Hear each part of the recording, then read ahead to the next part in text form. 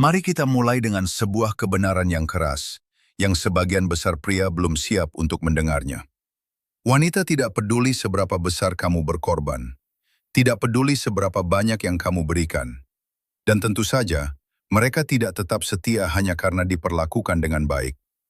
Aku tahu ini menyakitkan, tetapi sebelum kamu keluar dari video ini, izinkan aku mengatakan sesuatu dengan cepat.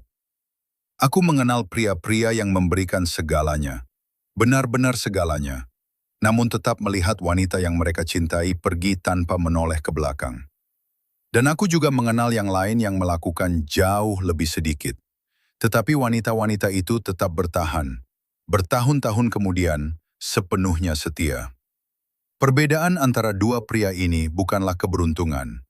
Ini adalah psikologi. Dan hari ini aku akan mengungkapkan apa yang sebenarnya terjadi di bawah permukaan. Aku akan menjelaskan 3 lapisan kesetiaan wanita yang hampir tidak pernah dibahas secara langsung oleh siapapun.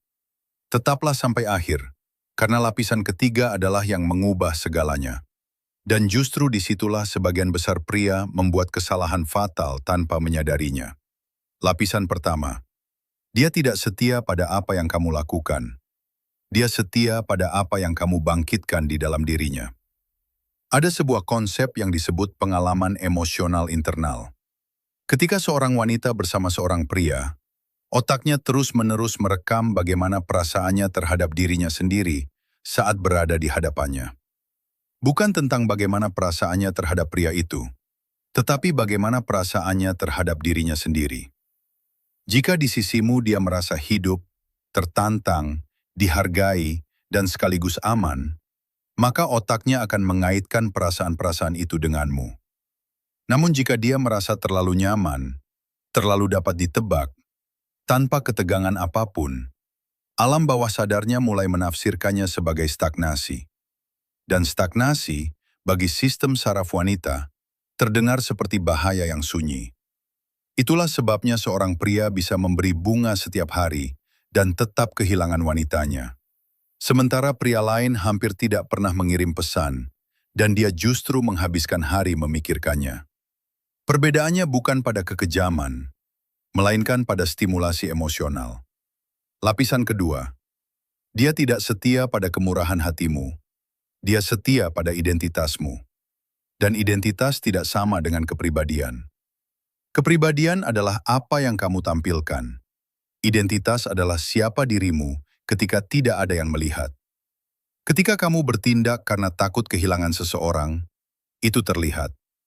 Tidak selalu lewat kata-kata, tetapi melalui mikroekspresi, nada suara, dan keraguan sebelum berbicara.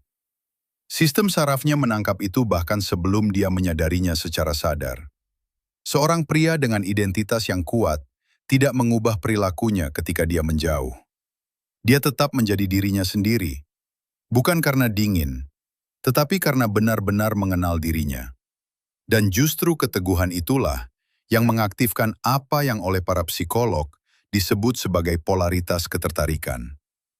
Dia merasakan ada sesuatu dalam dirinya yang tidak bisa dikendalikan, dan itu membangkitkan kesetiaan yang bersifat naluriah. Lapisan ketiga, dan inilah yang mengubah segalanya. Dia setia pada pria yang mampu kehilangan tanpa kehilangan dirinya sendiri. Ketika hubungan menghadapi ketegangan, apa yang terjadi padamu? Sebagian besar pria mengalami kejatuhan emosional.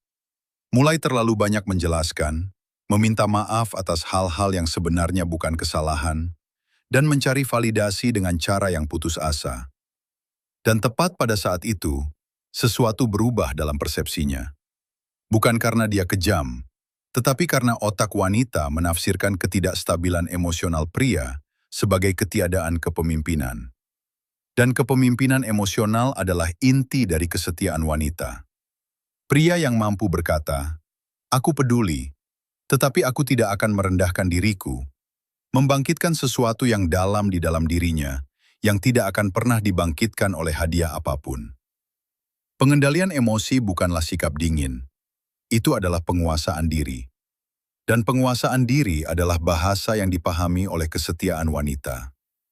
Kamu sampai di sini karena ada sesuatu dalam dirimu yang sudah menyadari bahwa ada cara yang lebih baik untuk memahami semua ini.